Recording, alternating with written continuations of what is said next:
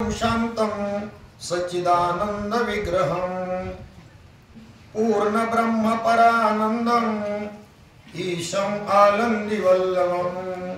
नमो सद्गुरु तुकया ज्ञानदीपा, नमो सद्गुरु सच्चिदानंद रूपा, नमो सद्गुरु भक्त कल्याण मूर्ती, नमो सद्गुरु भास्करा पूर्ण कीर्ती।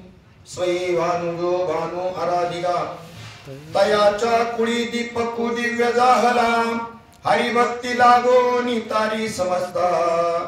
नमस्कार त्या सद्गुरु एकनाथा श्रीपादनाथं गुरुराजवर्यं मुमुक्षूणां ज्ञानदानैक्य दक्षं श्री घोटी क्षेत्रे निवासनं तन्नमा श्री घोटी क्षेत्रे निवासनं तं नमामि वेदांत विद्यां वरिष्ठं।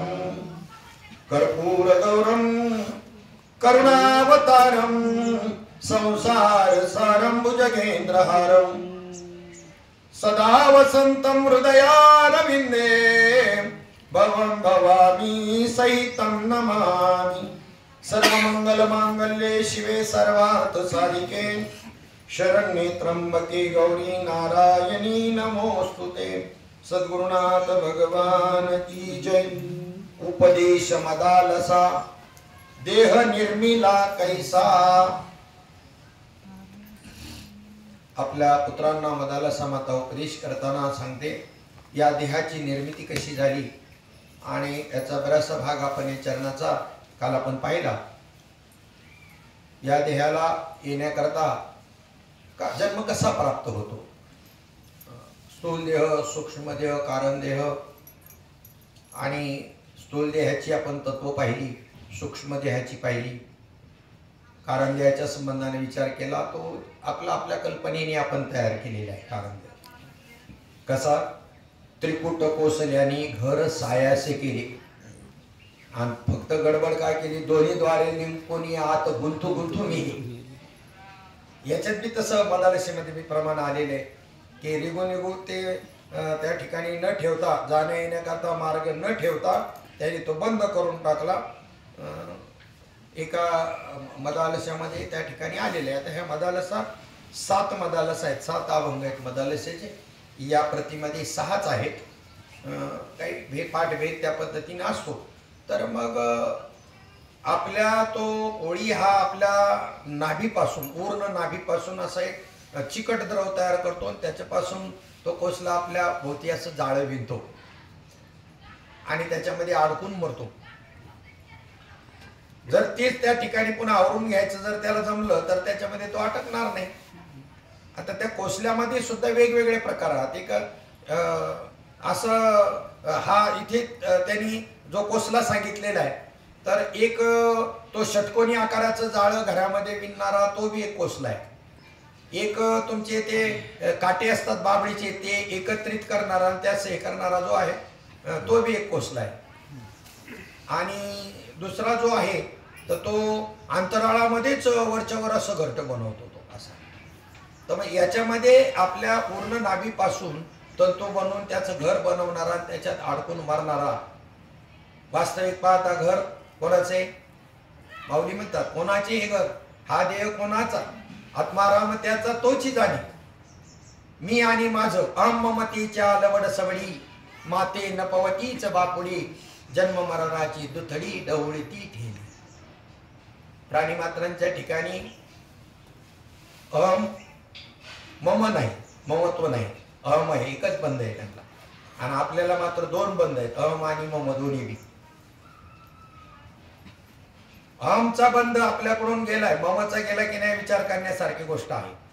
गेला असेल तर आनंदाची गोष्ट आहे। ममत्वाचाही बंध आपल्याला घालवायचा आहे। त्या संबंधाने अनेक प्रमाणाने नको नको म्हणा गुंतो माया जाळी हे ममत्वाच्या बंधन तोडण्याकरता आलेली प्रमाणे आहेत। काळा आला जवळी ग्रासा वया, काळाची ही उडी पडेल बा, जेव्हा सोडविना तेव्हा मायबाप, सोडविना बंधू पाट्याची बहीण, शेजेची कामीन। अरे हे काय आता प्रमाणापेक्षा आपण प्रत्यक्ष अनुभव करुणामध्ये, त्यामुळे आता प्रमाण आपल्याला लगेच लागत असत। आईने जवळ येऊ दिले नाही मुलाला, मुलाने आईला नाही, पत्नीने पतीला नाही, नाही नाही तिकडे दूर राहा. म्हणजे सगळ्यात प्रिय काय आहे माणसाला? सगळ्यात प्रिय काय आहे का? मग जी वेदामध्ये श्रुती सांगितली की पत्नी पत्नी करता म्हणून नाही आवडत, आत्मत्वा करता जीवा करता आवडती, मुलगा मुला करता म्हणून नाही आवडत. पडत मूर्ख म्हणलं दासबोधामध्ये त्यांना, ही आपली कैशी मानेली रे पडत मूर्खा तू. हे कर्माने एकत्र आलेली आहे, तुमचं त्यांचं कर्म सम झालं म्हणून तुमचे ते जवळ आले. आणि किती दिवस एकत्रित राहणार आहे? हिसाब पूर्ण होतपर्यंत. एक क्षणही राहणार नाही. हिसाब पूर्ण झाल्यावर देण्या घेण्याचा व्यवहार आहे काही मागील जन्माचा, आणि तो व्यवहार पूर्ण झाला तुमच्या इच्छेवर थोडंच आहे, आपल्या इच्छेवर नाही ते काय ते. मग अहमचा एक बंध आहे आणि एक ममत्वाचा बंध आहे, आणि या दोन बंधामुळेच कर्तृत्व भोक्तृत्व घेऊन जीवदशेला आलेला आहे. आणि ते बंध या ठिकाणी कल्पित आहेत का वास्तव आहे? कल्पित आहे. तुकाराम महाराज तर तुम्हाला आपल्याला प्रश्न करतात, तुमच्या पोटी जन्माला आलेल्याबद्दल तुम्ही एवढं महत्व धरता. मी तुम्हाला असं विचारतो की तुमच्या पोटामध्ये जंत जन्माला येतात की नाही? तुमच्याच पोटात जन्म आहे ना जंतांचा. जसा पुत्राचा तुमच्या पोटात जन्म झाला म्हणून त्यांना आपलं मानलं तुम्ही, मग तुमच्या पोटात जन्म जन्माला येतात त्यांना आपलं का नाही मानत? त्यांना औषध देऊन मारता तुम्ही. अनुकूल प्रतिकूलतेवरती सुखदुःख अवलंबून. काय त्याची कारण? धर्माधर्म. सुखदुःखाला कारण अज्ञानापासून. अज्ञान पहिलं मूळ कारण. भेद. अज्ञानातून मग भेद, भेदानंतर धर्माधर्म, अनुकूल प्रतिकूल, अनुकूल प्रतिकूल नंतर रागद्वेष, पुण्य पाप. धर्म पुण्य पाप एकच आलं. आधी येतं ते ना, रागद्वेष अगोदर येतो, आणि धर्माधर्म किंवा पाप पुण्य, नंतर सुख दुःख, नंतर सुख दुःख, नंतर देह, नंतर देह. मग आता याच्यामध्ये पहिलीच गोष्ट जर या ठिकाणी मुळामध्येच जर विचार केला, कशातून निर्मिती आहे सगळ्यांची? अज्ञानातून, अविद्येमधून. आणि अज्ञानावर मूळ घाव घातल्यानंतर पुढची उतरंड ऑटोमॅटिक कोसळणार. हे अहम ममतीच्या लवडे सवडी. त्याच्या आधी एक व्यालेली पहा, बहुमृग जळ दे कोणी डोळा, तुंकीची अमृताचा गिळता गळाला, तोडीला परशुभात दिला गळा शुष्टिका लाभे. आणि त्याच्या पुढे आला ममतीच्या लवड सवडी. अहम हा जो बंध आहे प्राणी मात्रांच्या ठिकाणी, ममत्व जे आहे ममत्व नाही. कसं नाही पहा, जोपर्यंत ते पारडू म्हणा ते त्यांची जी काही आपत्ती आहे ते भाजण्यापुरतं फक्त जवळ करतात, ते तेवढे लात बाहेर घेते बाजूला, काय त्यांना त्यांच्यामध्ये हे नाही. मग पोटी जन्मती जंत तुकाराम महाराज म्हणतात, तरी ते का मानी ती आपत? तुम्ही त्याला आपतेष्ट मानता का? पोटात जंत निर्माण होतात त्याला. आणि ही सुद्धा जी आपली मानलेली आहेत ना, एवढं धड शिकवतात आपल्याला, तरी आपलं ममत्व जायला तयार नाही. सोडविना हरिवीन कोणी नाही सोडविता, पुत्र बंधुकांता संपत्तीचे. फक्त एकच तुका म्हणे तुझं सोडविना कोणी, एका चक्रपाणी वाचून या. मग या दृष्टिकोनातून त्या ठिकाणी जर विचार जर केला तर हा शुकमुनींच्या सारख्यांचा विचार जर पाहिला आपण, त्यांना एक अहमबंध कसा होता, कसा निर्माण झाला, किती क्षणिक. वास्तविक पाहता भगवान शंकराचे अवतार आहे. भगवान शंकरच शुकरूपाने आले व्यासांच्या विनंतीवरून.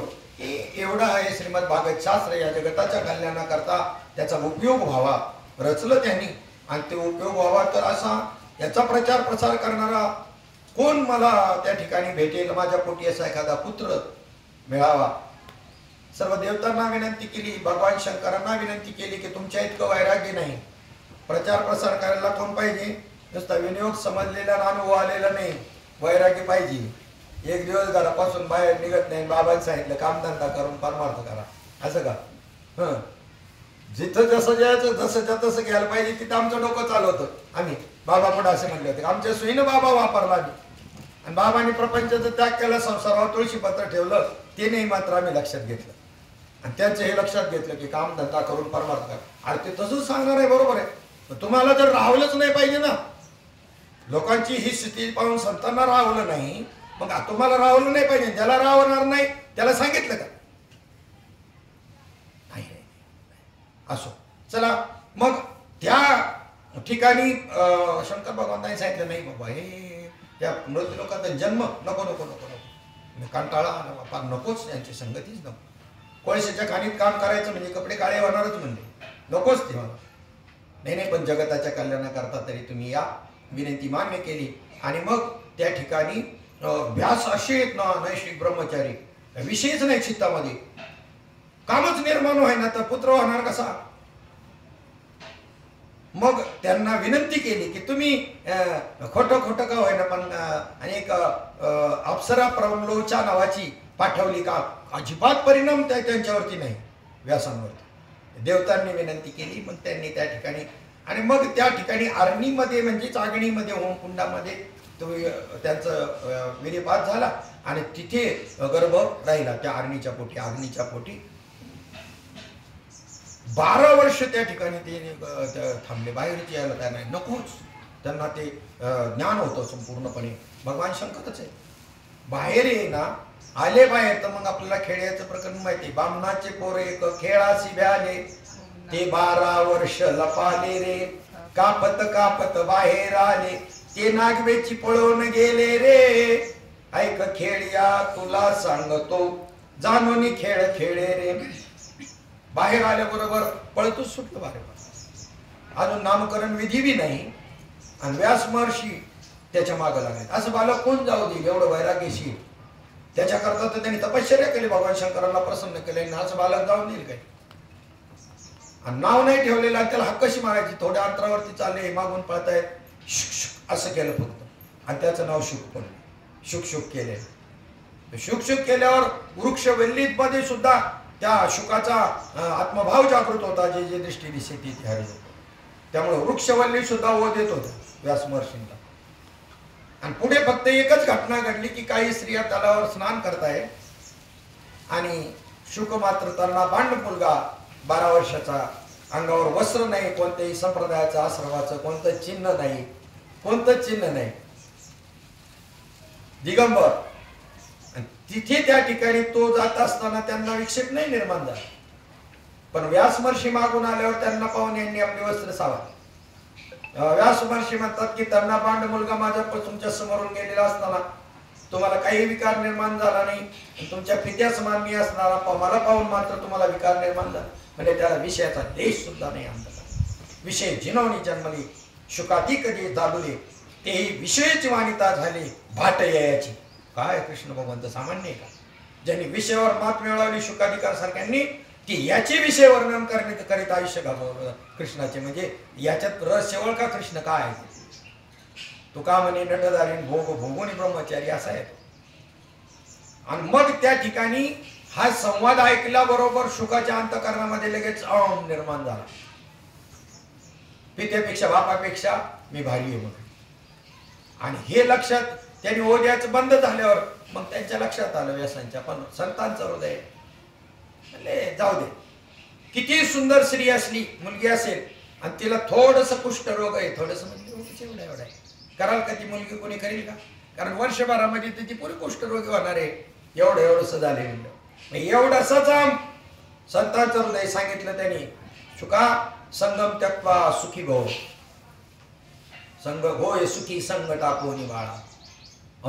संघ सोडून दे आणि मागे फिरले. व्यासे उपराठी दृष्टी केली, जनक भेटीसी पाठविला त्याने, अभिमानाने खोटे केले, खोट कलया लाविला अभ्यासी, मेरुशी कराशी शुक गेला, जाऊन या ते साधिली समाधी. तुकाराम महाराज म्हणतात, तुका म्हणे तरी होतो आम्ही काय आजकालचे नाही, आम्ही त्यावेळचे आहोत.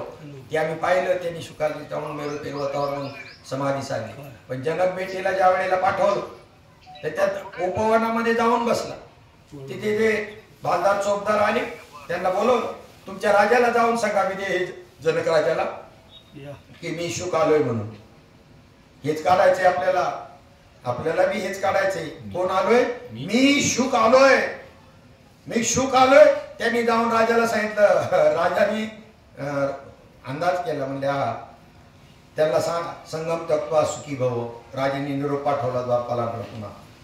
शुक म्हणला, हा आता आश्चर्यच आहे, माझ्या अंगावर वस्त्र नाही एवढा परित्याग केलेला मी, आणि एक राजा मला संगम त्यक्त्वा सुखी भव न करी रे संग राये रे निशळ लागो नेदी मळ ममतेचा. या नाव अद्वैत खरे ब्रह्मज्ञान अनुभवा वाचून बडबडते. इंद्रियाचा जय वासनीचा क्षय संकल्पाही वरी मन नाही. संकल्पच नको. मी मोठेपणे सांगायला लागलो, मी संकल्प केला नर्मदामध्ये, नर्मदा मैयाकडे काय चहा कॉफी सोडल्याचा. मग बाबांनी सांगितलं, मी बी संकल्प केला. म्हणले का? मग मातेला सांगितलं का माझ्या ठिकाणी कोणता संकल्पच उलटू देऊन. मग तसं इथे त्या ठिकाणी या नावे अद्वैत इंद्रियाचा जय वासनेचा क्षय संकल्पाही वरी मन नाही. ज्याच्या वेळी संकल्प निर्माण होत नाही म्हणल्यानंतर त्याला काय धरणं सोडणं काय खेळ येतो. कधीही सोडे, कधी कोणी कधी सोडे. आणि नाही सोडलं तरी धरले असले तरी काय फरक पडतो. त्याच्यावर जाता जाता एक थोडं कसा चरित्राचा भाग मांडून पुढे जातो. साधू ओळख नाही ना लय कठीण. तो का म्हणे अंगी व्हावी ती आपण तरीच महिमा येईल कळ. हे एक प्रमाण आपण जे म्हणतो ना ते बरोबर लागू पडत नाही. पाणी पिणं छान केन गुरु करणं पहिचान. काय ओळखू शकणार गुरुला आपण? ओळखू शकणार? लागू नाही पडत विचारात. ते प्रमाण खोटे ठरत नाही. पाणी पिणं छान की कसं साधूला ओळखणं कमीत कमी अर्धा साधू आपण झालो पाहिजे. अर्धा तरी तेव्हा थोडं थोडं काही ओळखता येईल. आणि कदाचित विपरीत बी लक्षण दाखवेल ना. त्याला काही लौकिकाची हाव नसते ना. चातुर्य लपवी महत्व हरवी पिसेपण मेरवी आवडवणी वाचस्पतीचे निपाडे सर्वज्ञता जरी जोडे तरी वेडीवे माझी दडे महिने वेण. अशी त्याची स्थिती. गवताचा भारा वरच्यावर उचलून धरला जातो म्हणून सगळे लगेच चमत्काराला नमस्कार गाडीनाथाच्या माग. हे त्यांना आवडत नव्हतं. महात्मा होतं. म्हणजे हेला टाळायचं काय करायला पाहिजे? घाणेरड्या ठिकाणी जाऊन जिथे विष्ठा वगैरे पडलेली तिथे जाऊन बसायचं. म्हणून हे असं पण साधं असतं का? गेली सगळी बाजूला पण महिनावतीने सोडलं नाही. बरोबरच ओळखलं जाऊन पायच धरलं. लौकिक आवडत नाही ना. आणि संत ओळखता येणं खूप खूप खूप अवघड गोष्ट आहे. तसं पाहिजे. आणि मग कोणाच्या बद्दल सांगत होतो? रामकृष्ण परमहंसांच्या बद्दल. रामकृष्ण परमहंसांच्या मध्ये प्रवचन चालू असतानाच थांबा आता जरासं ह्या विषयावर आपण इथे नंतर बोलू. मी जरा भजी खाऊन येतो. आणि जायची भजी खायला. ते विवेकानंदाला खटका येते. म्हणे माझे मित्र नाव ठेवतात तुमचं महात्मा लय भारी आहे. काय स्थिती आहे त्याची, काय वर्णन, काय काय ते ब्रह्म मांडण्याची पद्धत आणि ते. पण त्यांचं तुमच्या महात्म्याचं आम्हाला एवढंच पटत नाही. काय ते मध्येच उठत जातात आणि भजी खाऊन येतो म्हणतात. हे काय असं कुठं असतं काय? मग विवेकानंद बोलले पुन्हा एकदा, गुरुजी असं असे माझे मित्र म्हणतात आणि त्यांनी अनुग्रह घ्यावा म्हणून मी त्यांना प्रवचन कीर्तनाला आणतोय. आणि तुमचं हे लक्षण पाहून काय कशी काय अनुग्रह घेतील ते? मला त्यांच्याशी घेणं देणं नाही. तुझं काय म्हणणं आहे बोल. तू म्हणशील ते मी ऐकत. मला तुझ्याशी घेणं देणे. तो आणलेल्याशी मला नाही घेणं देणं. मग तू बोल काय तुझं काय म्हणणे? नाही तुम्ही नाही खायला पाहिजे असं मग नाही खाणार. आजपासून बंद. पकोडे भजी खाणार नाही. पण एक सांगू का? ज्या दिवशी मी भजी खायला मागल ना तर तुम्हाला त्याचं लक्षण सांगतो म्हणे निर्वाणीचं, की ज्या दिवशी मी भजी खायला मागल त्याच्या दुसऱ्या दिवशी मी देह ठेवेल हे तुम्हाला लक्षण सांगून जातो. आणि ज्या दिवशी आता देह ठेवायचं आहे पूर्वसूचना मिळत असते. साधूला त्याची लक्षणं कळत असतात. तुम्हाला बी दिलंय अभंग माऊली ज्ञानवरायने. बघा लक्ष देऊन काय. सहदेव भाडळे ग्रंथाच्या आधारे तुम्हाला 6 महिने जन्म मरण कळतो तुमचं. 6 महिने आधी. आणि माऊली ज्ञानोबा यांचा एक अभंग तुम्हाला सांगतो. त्याच्यामध्ये 7 दिवसावर तुमचा देहाचा मृत्यू आल्याचं कळतं. देहाचं म्हणतोय तुम्हाला नाही. जन्म मृत्यू तुम्हाला नाही. तुम्ही जन्म मरणाच्या वेगळे आहात. त्या देहाला जो काही जन्म मृत्यू आहे त्या संबंधाने सुद्धा शास्त्र तयार केले आणि लक्षण आहेत बरोबर. 6 महिने अगोदर तुम्हाला त्या ठिकाणी शुक्रतारा दिसायचा. एवढा तेजस्वी शुक्रतारा ती आकाशगंगेतली ती सप्तऋषी ही दिसायचं बंद होत 6 महिने. सावलीची एक लक्षण आहे. आता मला ती लक्षात नाही पण सावलीची बी एक लक्षण आहे काहीतरी. सावली त्याला त्याची सावली दिसत नाही. हा दिसत नाही त्याची सावली त्याला दिसत नाही. ही लक्षण आहे. म्हणजे दृष्टीला काय आलं नोटीस आलं. त्याच्या आधी केसाला नोटीस येतं, दातांना नोटीस येतं.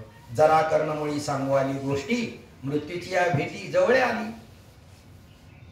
आणि त्या पद्धतीनं बस मग आता ज्या दिवशी त्यांचा निर्वाणाचा प्रसंग आला त्याच्या आदल्या दिवशी सांगितलं आज तुझ्या मातेला सांग आणि गुरुमातेला आणि भजी खायची इच्छा आहे भजी बनव. पण ते आवरण टाकायचे काम तेच करतात, काढायचे काम तेच करतात. 2-3 वर्ष श्रीपाद बाबांना म्हणायचं आपल्या घरी जायचे, आपल्याला मुंबईला सत्संगाला आजूबाजूला जायचं.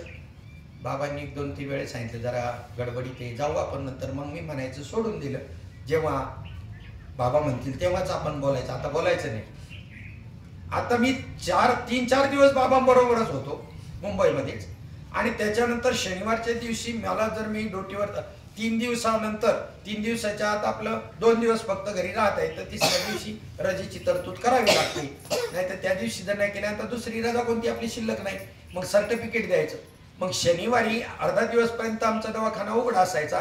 म्हणजे शनिवारी सर्टिफिकेट, जर मला रविवारी काम करायचं आहे तर शनिवारी सर्टिफिकेट दिलंच पाहिजे, तर रविवारी कामावर जाऊ शकतो.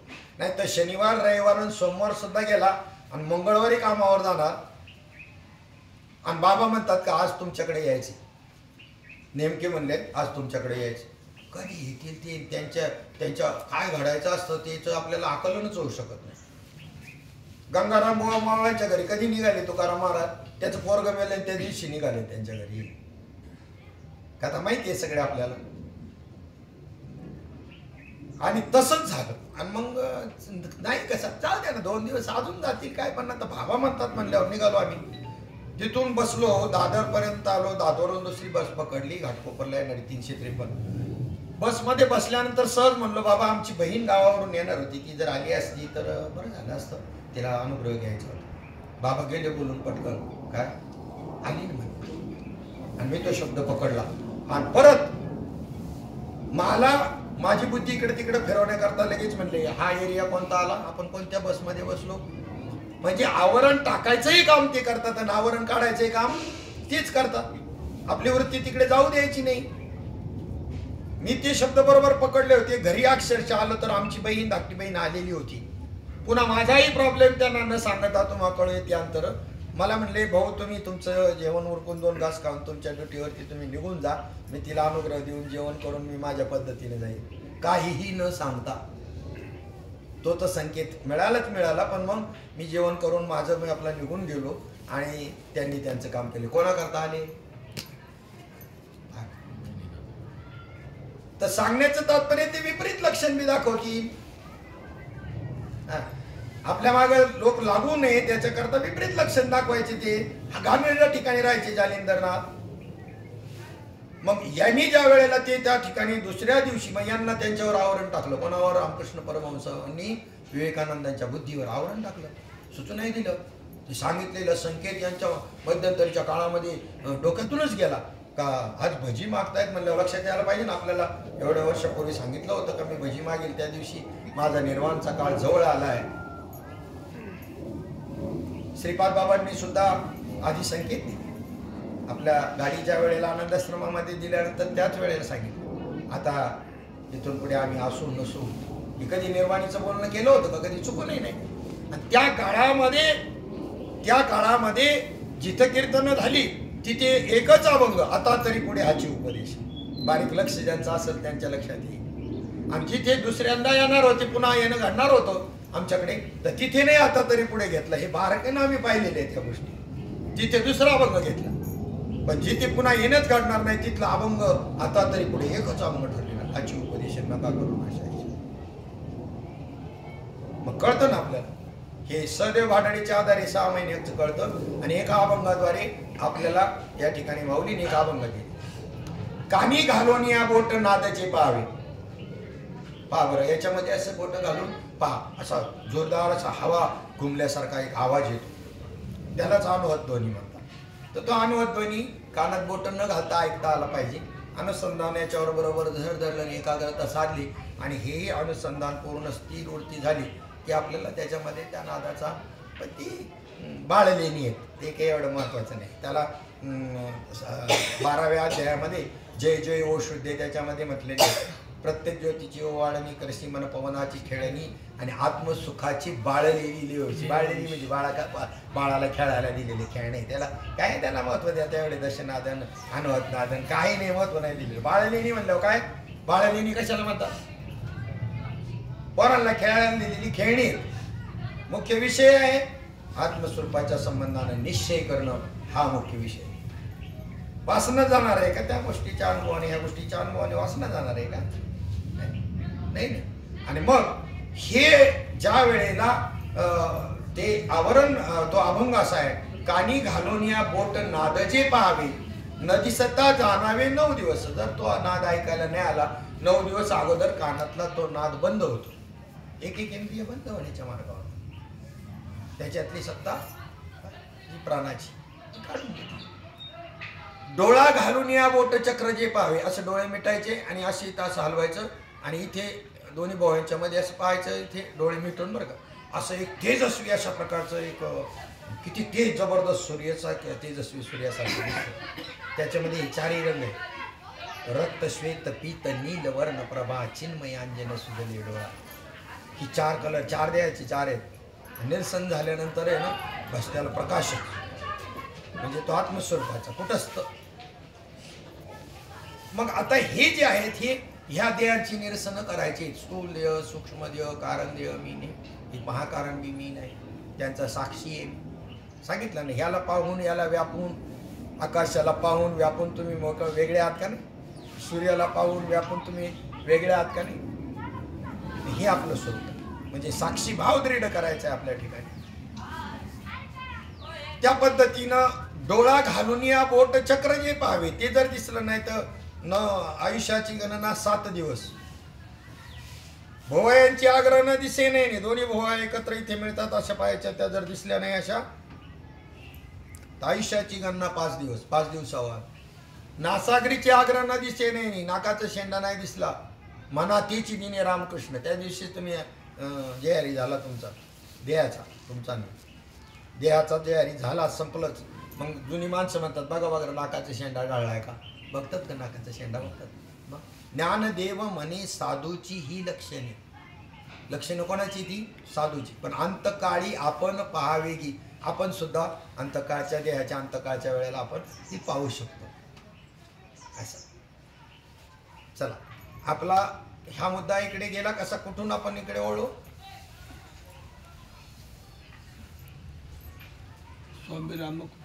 हा ते तर झालं ना, सगळंच झालं. साधू आपली लक्षणं लपवत असतो. हा मग आता अहम आणि मम तर आपला शुकमुनींचा विषय चालला होता, तिथून इकडे वळलो. ते लक्षणं दाखवत नसतात. मग आता येथे ज्या वेळेला त्या द्वारपालांना पुन्हा असा निरोप दिला,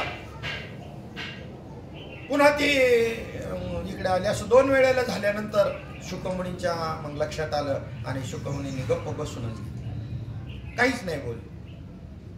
काही बोलणंच प्रतिबंध नाही ना तिथे. माझं काहीतरी चुकतंय त्याच्या लक्षामध्ये आलं, बोलणंच बंद केलं त्यांनी. बोलणं बंद केल्याबरोबर त्यांनी त्या राजाला तसा निरोप केल्याबरोबर स्वतः सामोरा आला राजा. आता बरोबर आहे, मी शुक आलोय हे जे म्हणणं आहे म्हणजे देहावरती वृत्ती कुणीकडे गेली. आणि मग ह्याच तर आपल्याला काय करायचंय याचाच तर विचार आहे ना. हे मी हा कोण करावा विचारामध्ये हे सगळे येतं. अमर आहात तुम्ही, कशी आहात, अमर आहात, खरे की खोटे पहा शोधोनी. मग त्याच्याकरता आड येणार काय आहे तेच, न म्हणा देह माझा ऐसा. काय आड येणार आहे, मी देह आहे हे जे घुसले, न म्हणा देह माझा ऐसा मग भरवसा कळेल. तुका म्हणे नाही निरसला देह, बरोबर, तुका म्हणे नाही निरसला देह, भाव तव वरी अवघे सांसारिक. मग कीर्तन करत असले तरी 7 चरणाचा अभंग आहे तुकोबरायांनी संतांची लक्षणं सांगताना. 90 ते संत करिता कवित्व जरी केलं, अशी अभंगवाणी जरी मुखातून बाहेर पडली तरी संत असतील असं नाही. जर देहाचं निरसन केलं, 4 देहाचं, 4 देहाची तुटली दोरी म्हणे चोख्याची मारी. एक अशी स्त्री चोकोबरायांची पत्नी म्हणते माझ्या 4 देहाचं निरसन झालेलं, मी त्या 4 देहांचे साक्षी आहे.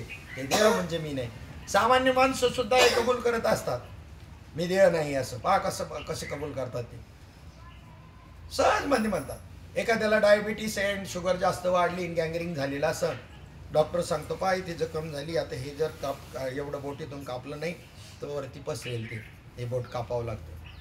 आधी नाहीच म्हणतो, पण ती वाढल्यावर इकडं आल्यानंतर म्हणले आता पहा बरं, आता इकडे कापावं लागलं, इथे नाही कापलं तर नंतर इकडे, नंतर इकडे.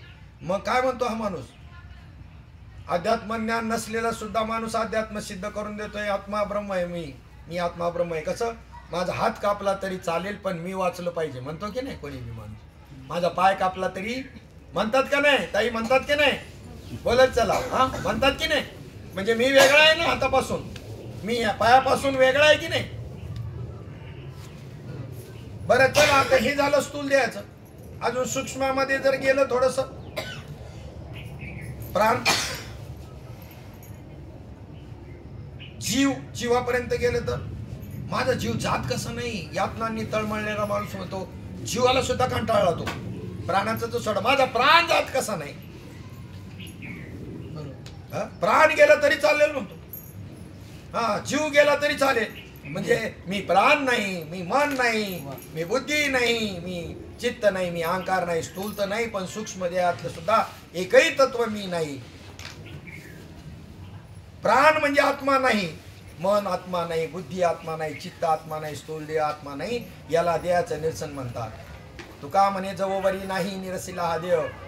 म्हणजे विचाराने निरसन आहे. विचाराने एकेकाची लक्षणं समजून घ्यायची, इकडे आत्म्याची लक्षणं समजून घ्यायची. आत्म्याची लक्षणं करताच येत नाही पण ह्यांचा हे करण्याकरता धरायची. त्याला अध्यारोप म्हणतात. अध्यारोप करणं म्हणजे काय? एक्स मानला, क्ष मानला, खाली एक्स किंवा क्ष राहतो का? उत्तर येतं, उत्तर येतं. एक्स किंवा क्ष नाही राहत. आता मग अध्यारोप करायचा आहे. अध्यारोप करायचा काय? आत्म्याला लक्षणं अध्यारोपित करायची त्याच्यावर. कशाला? हे यांची ह्या बाकीच्यांची वाट लावण्याकरता, या गाबाळाची. आणि नंतर अध्यारोपाचा बी अपवाद करायचा. आणि वस्तू जशी आहे तशी सिद्धच आहे ती. पहा, याला अध्यारोप आणि अपवाद असं म्हणतात. चला, काय मुद्दा चाललेला आहे आपला? अहम काढायचा. हा, म्हणजे हे मी नाही. ही सगळे अनात्म तत्व हे मी नाही आणि मी बी मी नाही. हा, पुन्हा मी बी नाही. जे जे तुमच्या पाहण्यात येतं दृश्य जेवढं आहे ते आपण नाही. जे जे आपल्या कळण्यात येतं ते सुद्धा आपण नाही. जे जे जाणण्यात येतं ते बी आपण नाही. कारण ज्या वस्तूला, ज्या गोष्टीला जाणायचं त्याच्यापासून जर आपण वेगळं असलो तरच वेगळेपणाने राहूनच जाणता येतं. आणि ती वस्तूच जर तुम्ही आहात म्हणून तर म्हणले हा खरा अनुभव. तो हारे श्रीहरी पाहिला डोळे भरी. आणि पुढे मी काय मारली? पाहता पाहणी दुरी सारोनिया. पाहता पाहणी दुरी सारोनिया म्हणजे ते त्रिपुटीच उडवली. पाहणारा तोच, पाहणं तोच, सगळं तोच आहे. दृश्य रूपाने तोच आहे ना. द्रष्टा तोच. मी वासुदेव तत्वता. द्रष्टा तोच आणि दर्शन तोच. इथून तिथून सर्व ओतप्रोत तीच गोष्ट जर आहे मग ही कल्पना आहे तुमची. ध्येय ध्याता ध्यान, दृश्य द्रष्टा दर्शन, ज्ञेय ज्ञाता ज्ञान ही कल्पित आहे. त्रिपुटी ही कल्पित आहे, वास्तव नाहीये. एक घागर आणली मातीची, तिच्यामध्ये पाणी भरलं. पाणी भरल्यानंतर ते फ्रीज मध्ये ठेवून दिलं आणि ते बर्फच झालं पार त्या याची. आणि वरची त्यांनी काय केली, अशी ते खापर काय केलं, तोडून काढलं आणि आतमध्ये बी कोरलं. कारागिरले भारी होत सांगणार सारखं. आणि त्याने त्या ठिकाणी पुन्हा त्यात पाणी भरलं आणि त्या पाण्यामध्ये ठेवली घागर. सांगा काय झालं? काय नेमकं काय काय आहे? काय बर्फ आहे, घागर आहे का पाणीच आहे? कशाची घागर आहे? बर्फाची. त्याच्या आतमध्ये काय आहे? पाण्याची घागर आहे. बर्फाची म्हणण्यापेक्षा बर्फाची म्हणले म्हणजे नावाला म्हणायला बर्फाची. बर्फ आहे, पाणीच आहे का काय दुसरं? मग आता इथून तिथून पाणीच आहे का नाही? सगळं घागर आहे तरी पाणीच आहे. आतमध्ये बी पाणीच आहे आणि बाहेर बी पाण्यात ठेवलेली आहे. तसं इथून तिथून ब्रह्मच आहे, तिथे त्रिपुटी नाहीच आहे. कल्पना केली आणि दृश्याचा संबंधाने झाला द्रष्टा. दृश्यच नाही तर द्रष्टा कोणाचा? एखाद्याची बायको मेली, आता हा नवरा कोणाचा? त्याचं नवरे पण घेऊन गेली ती बायको. तसं इथे कोणत्याच प्रकारची त्रिपुटी नाही. सांडिली त्रिपुटी दीप उजळला घटी. तुका म्हणे आता उरलो उपकारा पुरता. अनुरेणू या थोकडा तुका श्रीपाद बाबा म्हणायचे तुकाराम महाराज आकाश एवढे होते तुम्ही आपण काय पोटाखाली आलो का काय वाक्य आत्ता बघा आत्ता पाहिलं तरी तुम्हाला लक्षात येईल आत्ताच झाली ना प्रक्रिया काय तुम्ही या आकाशाला पाहून स्वतंत्रपणे वेगळे राहता का त्याच्याबरोबर गेले आकाशाबरोबर जाणता ना तुम्ही आकाशाला व्यापता की नाही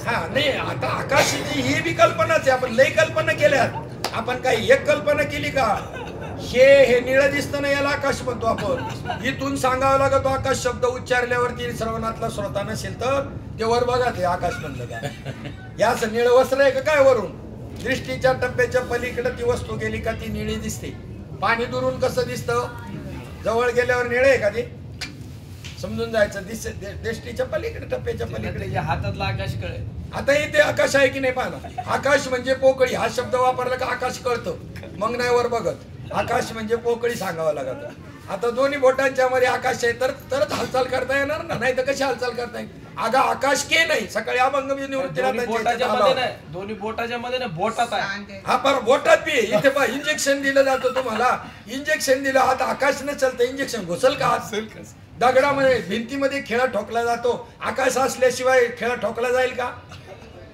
कुठं नाही आकाश की माऊली म्हणतो अगं आकाश के नाही ते नरगेची कवणी ठाई कुठं नाही आकाश आकाश जर एवढं व्याप्त आहे आता आकाशाचं गगनाचे प्रांगुरून सत्य ज्ञानानंत गगनाचे प्रावरण नाही रूपवर्ण गुण जेथे तो हारे श्री हरी पाहिला डोळे भरी पाहता पाणी दुरी आकाश जर एवढं व्यापक आहे तर त्याचं पांघरून त्याच्यापेक्षा मोठंच असायला पाहिजे का नाही आणि नाम गगनाहून वाढ नाम आहे मग आता दोन वस्तू आहेत का नाम आणि नामी अशा दोन वस्तू आहे का गगनाहून वाढ आम्ही नाम घेतो तर नामी झाला पाहिजे ना तू नाम शिल्लकच नाही राहिलं पाहिजे शिल्लक राहिलं तर द्वैत आहे राम म्हणता रामाची व्हायची आणि पदीबाई सोनी पदवी घ्यायची जगामध्ये एकमेव द्वितीय ब्रह्म असं सिद्धता केलेली आहे की नाही नास्ति किंचन बरोबर किंचित सर्व खलविदम ब्रह्म नास्ति किंचित असं जर आहे तर दोन बोलूच नका ना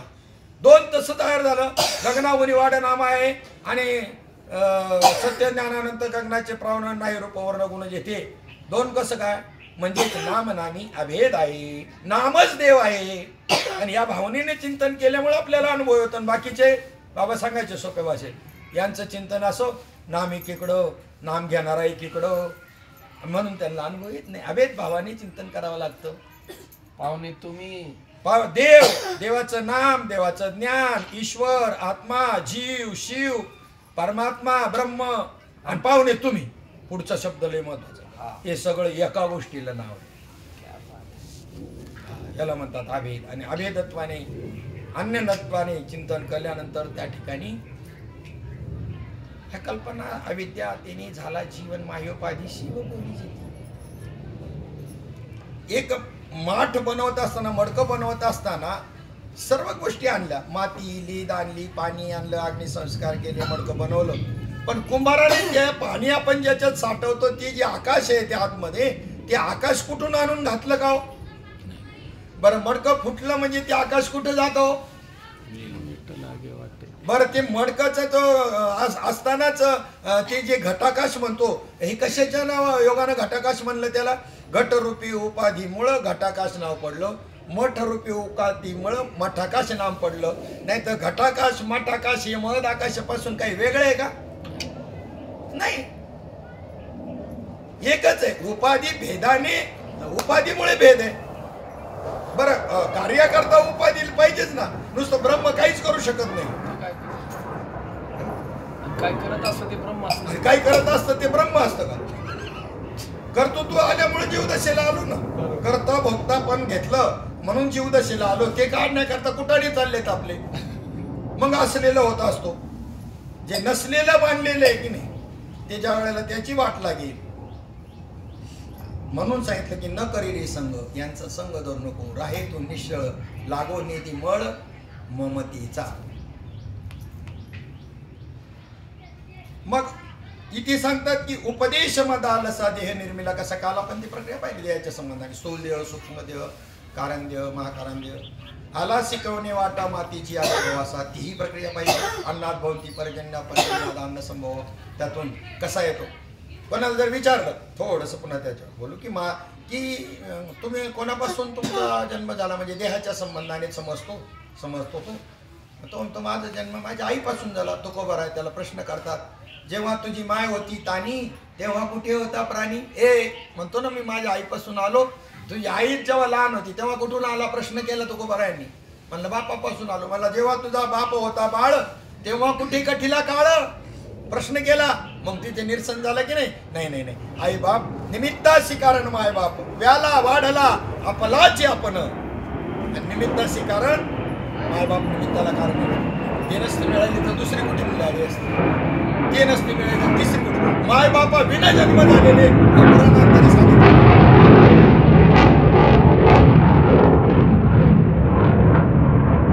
कानिप्रातांचा जन्म हत्तीच्या कानात झाला, अग्नीमधून जालिंदरनाथ.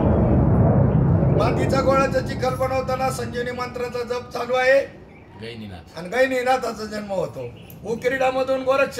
अरे पहिली वीर्य शक्ती आहे ना अशी तीव्र होती ना, नुसते संकल्प मात्राने सृष्टी करण्याची पावर ह्या मरीची आदी ऋषींमध्ये यांच्यामध्ये होती. संबंधच नाही काही नुसती. अरे त्यांची वस्त्र वापरण्यात आली तरी गर्भधारणा झाली. नासिकेताचा जन्म नुसता कशातून झालेला आहे. बापरे बापरे बापरे. आता व्हायचीच बंद झाली याही पद्धतीने. एकच्या पुढे जायला तयार नाही. काय खाणं बिघडलं सगळं, तो विषय नाही आपला. मग या ठिकाणी हा देह कसा निर्माण झाला आणि कोणत्या वाटेनं मातीच्या गर्भवासामध्ये आला हाही विषय काल आपण पहिला. जो पंथ ओखटारे विष्टा लेप चौकडी, नाकी तोंडी कृमिकिडे, गर्भवासाचे दुःख गाडे कवना पुढे सांगावे. काय सांगू गर्भीची यातना, मज भोगिता नारायणा, मांस मळ मूत्र जाना, तुझ क्षणोक्षणा ध्यात असे, तुझ क्षणोक्षणा ध्यात असे. आपला थोडासा चतुरपणा दाखवायचा, मिळवणी करायची, पुढचं माहित नसलं. हा मूर्खपणा बी लपवायची लक्षणं असतात. अज्ञान तसं तर अज्ञान झाकू नये, अज्ञान प्रगट करावं संतांच्या पुढं. कोणत्याही प्रकारे डॉक्टर पुढं आणि संतान पुढं काही लपवू नये. आणि समाज हा जनता जनार्दन आहे. कीर्तन प्रवचनामधून जर हे तुम्ही हृदगत प्रगट जर केलं ना मी कसा आहे, तर त्याचा ऱ्हास व्हायला टाइम नाही लागत नाही. सगळ्यांचा त्या अधिष्ठानाचा आशीर्वाद देतं. तथा लवकरात लवकर प्रगतीचं लक्षण आहे. मी कसं आहे उलगडायचं जनता जनार्दनासमोर सहजपणे, लवकर प्रगती होती. बरोबर आहे. चला काय विषय चालला होता आपला, की आता कल्पना करा आपण आता विसरलो. गर्भात असताना स्मृती होती आणि तिथे मात्र हे भजन चालू होतं. असं सहज प्रश्न पडावा हे वाचीची भजन करणाऱ्याला, की तिथं वाचा नव्हती मग भजन कोणतं चालू होतं. काही यांना बुद्धी चालायची नाही. यांची बुद्धी किती वासरात लंगडे गाय शाणी अशी यांची बुद्धी. बाबांची भाषा सामान्य होती का. आधी मारताना तुमच्याकडे प्राण जातो का वाचा जाते. पहा महात्म्याचा युक्तिवाद. वाचा जाते ना, मग म्हणायचे तुमचं आमच्याकडे सारखंच आहे म्हणायचे. वाचा जाते. मग तुम्हाला असा प्रश्न विचारतो, आधी जाते वाचा मग जातो प्राण, मग कायचा म्हणेल गा राम राम. बघा कशी टिकलिक व्हायची लगेच. आधी जर वाचा जाते तर राम राम कसं म्हणणार तू. वाचेचे सगळे मंत्र इथे कट करून टाकले आणि वाच्य स्थितीवरती नामस्मरणावर नेलं तुम्हाला. तसं तर रीतच तशी आहे ती. आता काय सांगावं. सुरत में गुरुमूर्ती रहे, कबीर महाराज म्हणतात. सुरत में चित्तामध्ये, सुरत म्हणजे अंतकरण. सुरत में गुरुमूर्ती रहे, सांसों में हरिनाम, यही भजन की रीत है जाने संत सुजान. जो श्वासोश्वास नामस्मरण करतो ना तोच खरा यथार्थ नामस्मरण. ध्यान मूलम गुरुमूर्ती, ध्यान मूलम गुरुर्मूर्ती, पूजा मूलम गुरुपद, मंत्र मूलम गुरुर्वाक्य, मोक्ष मूलम गुरुर्कृपा. ज्याच्या श्वासोश्वासाचा परिचार, का निमिषो निमिषाचा व्यापार, माझे निज सुखे साचार, उद्धवा तेथेची घर बांधले. उद्धवा जो श्वासोश्वासी नामस्मरण करतो माझं, मी तिथं घर बांधून राहतो. शुद्ध मराठी आहे बघा. आणि आमचं काय चाललं? हाच ध्यानयोग नामदेवरायांनी पंजाबला नेला. साध्या युक्तिवादावर निरुत्तर करता येईल किती विद्वान असला तरी. का तिकडे जाऊन काय त्यांनी तुमचं हे टाळ कुटायचं शिकवलं का काय पंजाबच्या लोकांना? आणि तसं शिकवायचं तर पहिले त्याला मराठीचे पहिले क्लास काढावे लागले असते, मराठी शिकवावी लागली असती, मग संगीताचे क्लास काढावे लागले असते भजनाकरता. पण तिथे नेलेला योग आज वारकरी संप्रदायाने सगळा बाद करून टाकलाय. कोणता योग नेला तिथे? तुकोबारांचं एक अभंग आहे, राहो आता हेच ध्यान डोळा मन लंपट कोंडू कोंडू. ध्यान योग नेला तिथे. त्यांना ध्यानधारणा शिकवली, त्या नामाचं क्रिया शिकवली, रीत शिकवली, आत्मसाक्षात्कार आणून दिला. म्हणून आज गुरुग्रंथ साहिब मध्ये नामदेवरायांची नामदेवबाणी. भजनच कळलं नाही. चला आता आपला तो विषय नाही, मग ओघाने आलं म्हणून एक त्याला रीत समजून सांगायचे म्हणून. मग त्या ठिकाणी हा पंथ ओखटारे तुम्ही आता आपण विसरलो, त्याच्यावर विश्लेषण करणार. परंतु धरणी वायू लागता स्मरण विसरे तत्वता ओळखू लागे माता पिता कोहम कोहम रडे. सोमचं कोम कसं झालं कळून बी नाही आलं. वाऱ्याचा वारा मायेचा लागला आणि प्राणी भजन विसरले. भजनाची बी एकनाथी भागवतामध्ये सुंदर व्याख्या केली. आदी ब्रह्मा सर्वात अगोदरचा ब्रह्मदेव, अंतिम शक शेवटी तुमच्या समोर जन्माला आले एखादा चिलट, सर्वांच्या हृदयी एक ऐसे पाहे तो सभाग्य देख हे भजन चोख मत प्राप्ती. आधी ब्रह्मा करुणी शेवटी मशक, आधी ब्रह्मा करुणी शेवटी मशक धरुणी.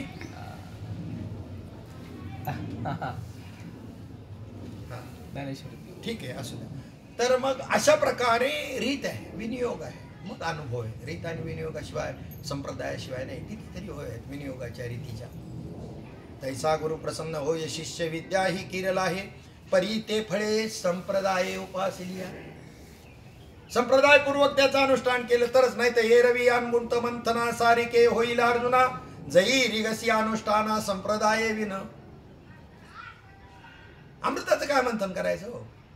अमृताचं काय मंथन करायचं? त्या अमृताचं मंथन करणं जसं व्यर्थ आहे, तसं जर त्या ठिकाणी विनियोग जर करणार संप्रदाय जर नसेल तर संप्रदाय विन. आणि विनियोगाच्या बद्दल तैसे तोंडी ब्रह्मनाम हाती ते सात्विक कर्म परी विनियोगे विन काम विफळ होय. अन्नानी भूक पासिया सोन्यादेक जेवणेनता बाळक लंघनाची की उपाशीत मरावं लागेल म्हणायची. रीतच सांगायची का बाकी काय? संतांना दुसरं काय सांगायचं? मग गर्भवासाचं दुःख आपल्याला एरवी नाही कळणार. पण आता कल्पना करा, एक ड्रम घ्यायचा प्लॅस्टिकचा, त्याच्यामध्ये विष्ठा मूत्र हे सगळे घाण त्याच्यामध्ये आणून टाकायची आणि त्याच्यामध्ये आपणच कल्पना करायची. आपण त्याच्यामध्ये आपल्याला उलट टाकायचं. कल्पनेनेच पार शहार येईल अंगावरती, काटा येतोय असावा कल्पनेनेच उलट. मग ही कंडिशन गर्भात होती या देहाची. ही आता आपण कल्पना करायची ह्या ड्रममध्ये आपल्याला असं, किंवा असं एक पत्रे असे चव बाजूनी तसे त्या खोळ्याच्या आकाराचे तयार करायचे. खालून अग्नी, वरून बी सूर्याचा वैशाखातल्या महिन्याचा अग्नी, आणि आतमध्ये ही घाण. कशाच हे होईल त्याला सुट. बस 9 महिने बस म्हणायचं. आणि 9 महिने बस म्हणायचं. बाहेरनं कुलूप घालाय, बाहेरून कुलूप, आतनं नाही, आतनं कडी नाही लावू दे. हा नाही, बाहेरून कुलूप घालाय. काय म्हणजे जर ह्याचं एवढ्या एका प्रसंगाचं जरी चिंतन केलं तरी उपरती तयार होईल माणसं. उपरती व्हायला पाहिजे ना. विवेक, लाज वैराग्य, लाज निर्मळा निसुगा तुझं नाही. बिनलाजा म्हणले, बिनलाजा तुला लाज कशी नाही वाटत? ते दुःख एवढं भोगलंय तरी अजून बी त्याच्यातून सुटायची इच्छा का नाही होत? राजाने ज्या वेळेला डिक्लेअर केला आज माझा वाढदिवस आहे, कोणाला काय पाहिजे, हां जे सगळ्या जेलमध्ये कैद्यांना बी जेलरला सांगितलं द्या यांना काय द्यायचं ते द्या. एक एक मागणीला तिथे लिहून जेलर बसला खुर्ची टाकून, बोला तुम्हाला काय पाहिजे आज राजाने असं डिक्लेअर केलं. एक म्हणतो मला सिगरेटचं पॅकेट पाहिजे, एक म्हणलं बॉक्स पाहिजे, कोण दारू पाहिजे, कोण काय कोण कपडे काय, कोण काय काय मागते. एकच बहादर असा होता का तो म्हणला देणार आहे का तुमचा राजा? नक्की म्हणले हो.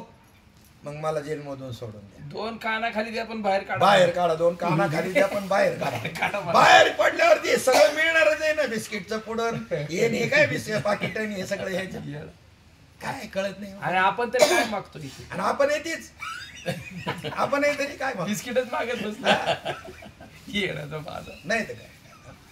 पण ते मात्र पहा, न मिळो खावे न वाढो संता परी हा नारायण मागितलं त्या भगवंताकडे एकच देतो तो. माझं पाहिजे कमी पाहिजे मी पाहिजे. वा आपल्याला ते. तुकाराम महाराजांना भगवंत म्हणतात, तुकोबा आज मी प्रसन्न झालो, बोल काय पाहिजे तुला. म्हणला मला काय येडा समजतो का काय तो. घुसली आता तातोबा माझ्यामध्ये. मला काय यक लागलेलं आहे का? हा यक नाही लागेल मला. एक येतो तशी तशी येतं कधी कधी तशी भाषा तशी हे समजून जायचं. हा घेतला ताबा आपण. ते बी लय बारकाईने त्याचा आपण अभ्यास नाही करत. मांत्रिकाने त्याला विचारावं, बोल तू कोण बोलतोय. तो म्हणतो हा असतो रामभाऊ. तो म्हणतो मी बाबूराव बोलतोय. अरे रामभाऊ म्हणतो मी बाबूराव. आता बाबूराव लागला त्याला. भूत झालं होतं ते बाबूरावचं. दारू पेलेल्या माणसाची दारू सोडवणं सोपं आहे, पण ज्याला दारुड्या लागला असेल ना त्याला मांत्रिक हासच लागतो. पंचाक्षरी मांत्रिक लागतो. तर नाही तर निघत होती. पहिलं ती काढावं लागेल तेव्हा याची दारू प्यायची बंद होईल. त्याला सुचूच देत नाही. हा त्याला जे लागीर झाले ना ते दारुड्याचं, आणि हे तंत्र माहिती असल्यामुळे बाबा ते पंचाक्षरी होती. बाबा पंचाक्षरी नाही का तुमचं अनुग्रहाचं मत.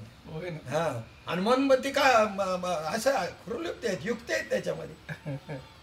चला मग देव प्रसन्न. हा प्रसन्न झाल्यानंतर म्हणजे हा काय तू यासाठी सगळ्याचं वाटोळ केलं, सगळ्यावर तुळशीपत्र ठेवलं, आणि आता म्हणतो का तू माग येडाय काय म्हणलं मागायला. आता खरं मग आपण शहाणे आहे का देवाकडे मागतो. आपण शहाणे आहे का. तू कोबारा केवढा आदर्श आपल्यासमोर ठेवता. न मिळो खावया होतं ते सगळं तुझ्यासाठी लुटून दिलं, आणि आता तुझ्यासाठी सोडलेले घरदार. नाही का काय अभंग नाही तो. असं आहे म्हणजे घ्यायला किती लागतो हे एवढं ऐकावं लागत आहे काय. ज्याला करायचंच आहे त्याला एवढं ऐकावं लागत. विचारच पडतो कधी कधी का आपण काय काय ऐकायचं बाकी ठेवलंय. पण तरी यात अर्थ परिणाम नाही. अजून सांगितलं ना त्याशी महाराज की जसं ईश्वर कृपा झाली, ईश्वराच्या कृपेनं काय झाला, सद्गुरू भेटला. भाऊ अवघड आहे संत भेटी परिजग जेठी करून राहिली. कोण भेटलं? श्रीगुरु भेटले. श्रीगुरूची कृपा झाली, आत्मसाक्षात्कार झाला. श्रीगुरूच्या कृपेने त्या ठिकाणी आत्मसाक्षात्कार झाला, देव भेटला. त्याच्यानंतर 2 कृपा झाल्या. त्याच्यानंतर शास्त्रकृपा व्हावी लागली. शास्त्रातली रहस्य कळणं ह्याला शास्त्रकृपा असं म्हणतात. आणि ह्या 3 कृपा झाल्यानं अंतःकरण कृपाच नाही झाली तर एवढं होऊन उपयोग काय. म्हणलं ते डफावटी पडलं काय, शेम्या मांगाचं ज्ञानच जातं काय, त्याला सुचतच नाही काय. आणि मग आता एवढं शिकलेलं त्याला काय काय करावं, काय उपयोग काय त्याला. उदाहरण बाबा एक दृष्टांत सांगायचे. एवढं तज्ज्ञ होतं संगीत क्षेत्रामध्ये पोरग, बाप से बेटा सवाई, आणि मोठा जंगी कार्यक्रम ठेवला हो, लाखोनी लोक कार्यक्रमाला. आणि झालं वा सुरुवात झाली, पण ते काही ठप उभंच आपलं काय त्याला सुचणं काय गपच. बराच वेळ झाला, श्रोते बी वैतागले, हे सुरू का करीना. ते बापाला त्याची खोड माहिती होती. ते खुर्चीवर बसलं होतं, उठून वर आला, ढकालला, असं धक्का मारला त्याला. ते पडल्याबरोबर गायला सुरुवात, कारण त्याला पडून गायची सवय होती. हा खोडी असतात ना काय काय तशा. चला विषय काय चालला होता आपला की अहम म्हणजे गर्भवासाचं जे दुःख आहे त्याच्या संबंधाने आपल्याला काही नाही. उपरती नाही, उपरती ही समाधी षटकामध्ये आली की नाही. विवेक वैराग्य आपण त्याशी बोलता बोलता हे आपलं राहून गेलो काल. विवेक वैराग्य यांनी संपन्न साधक असावा, विवेक असावा. विवेक नाहीये तुमच्याकडं, बाबा टोन करून द्यायचे, तुमच्याकडे ही सगळी लक्षणं होती. म्हणूनच साधन चतुष्टय संपन्न होता हे पाहून दिलेले, असंच नाही दिलेलं तुम्हाला. फक्त काय आलं, विवेक जो आहे ना, हा विवेक कसा आठवण करून दिली तुमच्याकडे आहे का नाही. म्हणले पा तुम्ही तांदळातले खडे निवडता की नाही, निवडता. ए धसकाटा असे एखाद्याला सहज माणूस म्हणतो. मग त्याला म्हणावं अरे धसकाटाशिवाय ताट नाही, ताटाशिवाय कणीस नाही. मग आता ते कणीस घेताना धसकट टाकून दिलं, ताटही टाकून दिलं, पुन्हा ते कणीस मळलं, त्याच्यातले धान्य घेतले उपणून, आणि भुसक फलकट तो संसार आहे ते सारं भगवंत तो घेतलं, आणि त्याच्यानंतर पुन्हा ते दळण करतात, त्याच्यातूनही निवडणूक केली जाते. निवडलेलंच निवडायचंय का ना पुन्हा पुन्हा. मग हा विवेकाशिवाय का तुमचं हे निवडता तुम्ही सगळं? हे विवेकाशिवाय नाही. म्हणजे तुमच्याकडे विवेक आहे पण तुम्ही प्रपंचाकडे लावला, इकडे लावायला तयार नाही. हे लय अवघड आहे माहिती. अरे हे सोपं आहे, ती अवघड आहे. अवघड तुम्हाला जमलं आणि सोपं जमलं. विवेक नाही, वैराग्य नाही. स्मशानात गेल्यानंतर पहा ना, तेवढ्या वेळापुरतं का असं ना पण आहे. आता समाधी षटक पहा, शम दम उपरती श्रद्धा समाधान आणि तितिक्षा. ही 5 आपल्याला ज्ञानाचं दृढीकरण का होत नाही आणि विस्तार का होत नाही? अरे साधू उदार होता, उदारपणाने त्यांनी दिलं, नंतर करा म्हणले. हे बाकीचं नंतर करा. प्रबोध दिला ना तेव्हा हे याच्यावर आणण्याकरताच प्रबोध दिलं आपल्याला. कशावर? तुम्हाला सांगितलं नाही हे शमदम साधन आहे, हे शमदम साधन आहे सांगितलं की नाही प्रबोध देताना. इंद्रिय निग्रह, मनोनिग्रह, एक प्रतिबंध दूर करण्याकरता हे प्रबोध हे साधन दिलं तुम्हाला. म्हणजे तुम्हाला विवेक, वैराग्य, समाधी षटक, मुमुक्षुत्व याच्यावर आणण्याचा प्रयत्न. तेव्हा तो कृपाळूपणाने तुम्हाला साक्षात्कार त्यांच्या सामर्थ्याने दिला. पण आता मात्र तुम्हाला अखंडतेवर तुम्ही जाऊ शकत नाही. मग जे प्रतिबंध येणार आहे ते दूर करण्याकरता तुम्हाला साधन चतुष्टय संपन्नावर नंतर आणलं. बाकीच्या संतांनी आधी हे तपासून मग दिलं, आणि यांनी त्यांनी उदारपणाने तुम्हाला याची आधी गोडी लावली, आणि ह्या गोडीनं बाकीच्या सगळ्याचं तुम्ही त्याग कराल, बाजूला निरसन कराल म्हणून तुम्हाला नंतर दिलं. पण त्याची आवश्यकता आहेच. झालं आमचं, आता काय नाही राहिलं. आम्हाला काय त्याची गरज? आम्हाला अनुग्रह झाला, प्रबोध झाला, मिळाला असं. झाल्याची लक्षणं तर रोज चालले ना, झाल्याची लक्षणं याच्यात बसत असन तर आनंदाची गोष्ट आहे. एक तर मला मी मुक्त झालो. मुक्तच झाला का? अहो असं जर झालं ना तर त्याच्या संबंधाने तर मला मुक्ततेच्या संबंधाने ज्याला वाटतं ना मी मुक्त झालो, तोच बंद आहे. आपण राजगुरूंना तो श्लोक घेतला होता ना, बद्धो मुक्तो इति व्याख्या गुणतः न मूलतः. बद्धमुक्ताची व्याख्या, जिथे मी मुक्त झालो. आता त्याला नाथ महाराजांनी एक ओवी दिलेली, माऊलीने दिली, आम्ही झालो ऐसे म्हणे. हा, येत जाणीव करी तोची नेणे, अथिले पण मिरवी ते चिवणे, मी धालो ऐसे म्हणे तो काहीच नाही. आणि एक ओवी दिली नाथ महाराजांनी. तुम्ही म्हणले ना मी मुक्त झालो, त्याच्यावर ओवी दिलेली. मुक्तपणे मोला चढले आणि वनितादरी फासा पडले. त्याला अभिमान झाला मी मुक्त झाल्याचा. कोणाला? मोत्याला. मुक्त, त्याचं नावच मुक्त आहे. मोत्याला मुक्त असं म्हणतात. मी मुक्त झालो. हा स्त्रियांच्या त्या माळेमध्ये बंधनामध्ये पडलं. मुक्तपणे मोला आले पण वनितादरी फासा पडले. पडलं फाशामध्ये अडकून. ही कंडिशन होणार त्यांची, जी म्हणतो ना मी मुक्त झालो ते. आता त्याला मुक्त होण्याचा एकच उपाय, त्या मुक्ताला म्हणजे मोत्याला राजहंसाच्या चोचीमध्ये सापडला का तरच मुक्त, नाही त्याला मुक्तच नाही. मुक्तच नाही जन्मोजन्मी सुद्धा. तसंच बंधनात राहील ती. हे बंधन आहे मुक्तपणाचं सुद्धा. आता बंधनं कळत नाहीत. ही बंधनं कळतात, संसारातली कळतात, पण परमार्थातली बंधनं कळत नाही. सूक्ष्म. एका पत्नीचा त्याग केला आणि काय जगही त्याला म्हणायला लागलं काय वैराग्य. एक पोरगा होता आणि एक पोरगी होती, त्यांचा त्याग केला. म्हणले काय वैराग्य शिले. आणि इकडे 100 शिष्य वागितोय. एक पोरगा परवडलं का 100 परवडली. एक बरं होतं का 100 बरी. उपाधी ती वाढली. नावं बदलल्याने परिस्थिती बदलत नसते. तिकडे मोह कोणावर होता? मुलांवरती आणि बायकोवरती.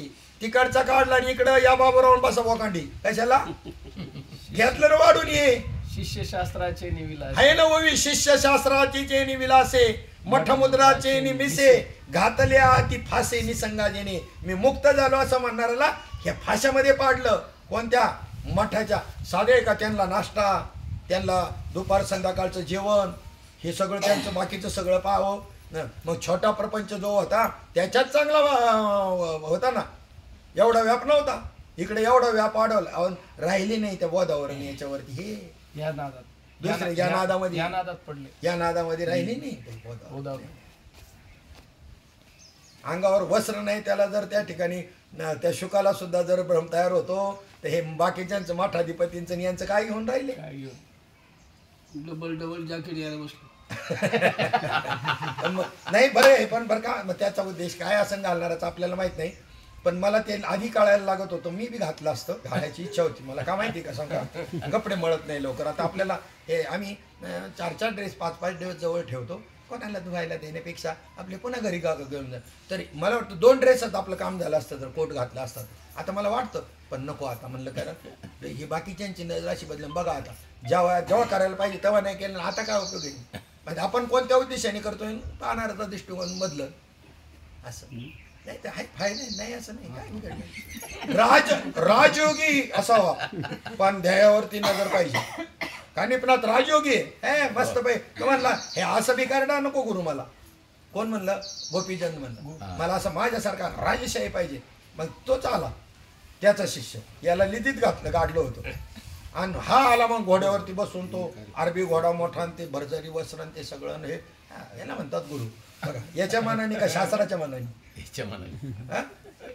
याच्या मनाने. यालाच म्हणतात मनोमार्गे गेला. चला आता आपण हे काय होतं विषय असे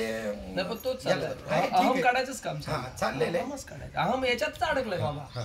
मग आता या ठिकाणी जो पंथ ओकटारे पचलाशी कृमी पचलाशी कर्मकोठा. कसं आहे, वाईट आहे. गर्भवासाचं दुःख जे आहे कसं आहे पहा, त्याच्याकरता शब्द वापरले. जो पंथ ओखटारे पचलाशी कर्मकोठा, अविचार बुद्धी तुझी पुतळा आदटा. बुद्धी कशी पाहिजे? विचारी पाहिजे, चांगला विचार, विवेक संपन्न बुद्धी पाहिजे. मग आता जी आवृत्त बुद्धी परमात्माला जाणू शकत नाही, आणि अनावृत्त झाली तर बुद्धी जाणे, बुद्धी न जाणे. पण ती बी अशी वेगळेपणाने राहून नाही जाणू शकत, त्याच्याशी एकरूप होऊन जाईल. मग इथे थोडीशी जरी सद्बुद्धी अंतकरणात निर्माण झाली तर माऊली ज्ञानोबा म्हणतात, जैशी दीपकळिका धाकुटी परिते बहुते जाते प्रगटी, तैसी सद्बुद्धी ही ठेकुटी म्हणून नाही. थोडीशी जरी सद्बुद्धी अंतकरणात निर्माण झाली, संत संगतीची जिज्ञासा निर्माण झाली, ती तत्व जाणून घेण्याची, तर मग मात्र बुद्धी बरोबर आहे, विचारशील बुद्धी आहे. आणि तसं जर नसेल झालं तर मदाला समजते अविचार बुद्धी तो जे पुत्र राया आदवटा. मग आता तुला त्या विवेकाच्या बुद्धीवर नेण्याकरता साधन सांगते. पर्ये दे मदालसा सोहम जो जो रे बाळा, निज ध्यानी निज पारी लक्ष लागो दे डोळा. पर्ये दे मदालसा सोहम जो जो रे बाळा. हलवती अंगाई गीत गाते, आणि हलवण्यात मग त्या ठिकाणी कशाला हलवते? ती जी वृत्ती हलते त्या वृत्तीला स्थिर करण्याचा प्रयत्न चालवलेला आहे मदाले संगीताचा. त्या वृत्तीला साधन दिलं काय? सोहम जो जो रे बाळा. सोहम म्हणजे ते तत्व तू आहेस, तत्वमसीचं साधन ते तू आहेस, ते तू आहेस. आता ते तू आहेस याचं विश्लेषण झाल्याशिवाय ते तू कळल का? ते काय आणि तू काय? आणि तत्वमसीत सांगितलं पहिल्याच अभंगामध्ये, रूप पाहता आलोचनीमध्ये, तो हा विठ्ठल बरोबर हा तत्वमसीत सांगितलं की. बघा ना तत्वमसी कसे तो तत्. मग आता तो कुठं निर्देश केला? तो कुठे निर्देश केला? व्यापक असणारं जे ब्रह्म आहे, निरुपाधिक असणारं जे ब्रह्म आहे, किंवा ईश्वर माया सापेक्ष ते. आणि त्वंपद तया पुत्र तू वटेश्वराचा, रवा जैसा कापुराचा. ही तत्पदाच्या संबंधाने रवा जैसा कापुराचा तोंपद जीव अर्ध्या याच्यामध्ये तोंपद सांगितलं नाही का? ती 37वी ओळी आहे, 37वी ओळी. अगोदर तत्पदाचं विवरण केलं आणि तोंपदाचं हे एवढंच आहे, आणि पुढे मग आसी पदाचं वर्णन केलं चांगले 65 मध्ये. त्याला आठवण करून दिली, कोण आहेस तू? तया पुत्र तो वटेश्वराचा. आता वडाचं उदाहरण दिलेलं आहे. बीज तरोवर आपटील तरोवर बीजाची आपोटी. असंच प्रत्येक बीजाचं आहे, पण वडाचं विशेषत्वाने उदाहरण दिलं. आणि याचं नाव एक वटेश आहे नाही. वटेश्वर हे वटेश्वर सांगा, शुद्ध ब्रह्माकडे जातो वटेश्वर. आणि त्याच दृष्टीनं स्वस्ती श्री वटेशू पहिलीच. आणि पुन्हा त्याचा निर्देश इकडे तया पुत्र तो वटेश्वराचा. मग जरी थोडासा भुगा जरी कापराचा घेतला तरी अखंड कापूरच आहे ना तो. बादलीभर सल्फ्युरिक ऍसिड मधलं ड्रॉपभर तपासण्याकरता घेतलं तर त्याच्यातले सगळे गुणधर्म या ड्रॉपभर मध्ये मिळणार नाहीत काय? व्हॉल्यूमने आकारमानाने कमी असेल पण लक्षणं मात्र जशीच्या तशी. ममैवांशी जीव लोके सांगण्यामध्ये हाच भाग आहे ना. आता फक्त आपला तो निश्चय का होत नाही तर जीव अल्पज्ञ आहे, ईश्वर सर्वज्ञ आहे. आम्हाला शंका लगेच निर्माण होते. त्यांनी एवढी आचाट कृत्य केली आणि आम्हाला काय तशी जमणार आहेत का? म्हणजे ही कर्मदृष्टीला आली. तुम्हाला ज्ञानदृष्टीनं पाहायला सांगितलं का कर्मदृष्टीनं चर्मदृष्टीनं पाहायला सांगितलं? आमची अख्खी चर्मदृष्टी कर्मदृष्टी म्हणून शंका निर्माण होते.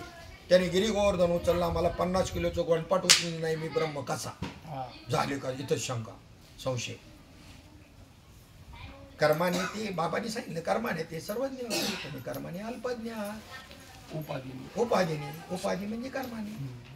त्याची तुमची छोटी उपाधी आहे, त्याची उलटी छोटी चांगली आहे लवकर घालवायला, मोठी लवकर घालवता येत नाही मोठ्या उपाधी. म्हणून तो ब्रह्मदेवाला आयुष्य जास्त आहे ना. हा, ब्रह्मदेवाचं आयुष्य.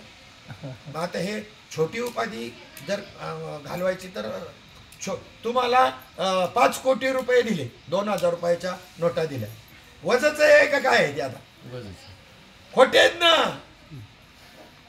आणि एकच 2000ची नोट चुकून राहिली तुमची जमा करायची नोटबंदीमध्ये, दिली टाकून, काही नाही त्याचं, तुम्हाला घेत जाऊ द्या, बंद झाली. आणि हे 5 कोटीवाल्याने काय करावं? वजच आहे का नाही? जरा आम्ही काढेच लावायची तर काय नाही लावली, काही केलं तरी ते असून तरी बोजाच आहे का नाही? मिथ्याच आहे ना.